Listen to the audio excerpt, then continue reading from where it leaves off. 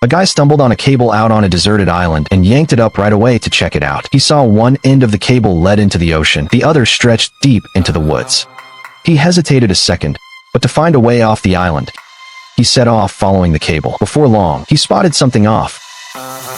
There was a thin wire on the ground, clearly a trap someone had set ahead of time.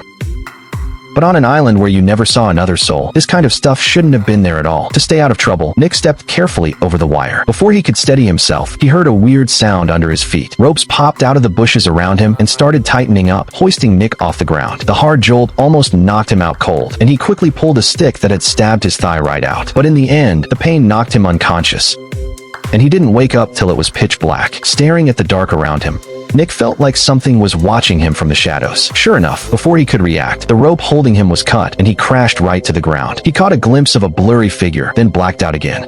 He had no idea how much time passed before he finally woke up, only to find himself tied to a bed, a woman's voice chattering in his ear nonstop. Nick was totally confused and hurried to explain he was a plane crash survivor who'd come here looking for a distress signal that had been sent out 16 years prior. Once the woman heard why he was there, she calmed down a little. She said she was a researcher who'd been stranded on the island by a terrible storm while on a mission. She told him they'd been sending out distress signals to the outside world for 16 years, but never got a single reply. After that, weird stuff started happening on the island one after another, and her team member died in the end. She stopped talking all of a sudden, like she'd remembered something terrifying. Nick tried to get her to leave the island with him, but she said no and warned him not to go either.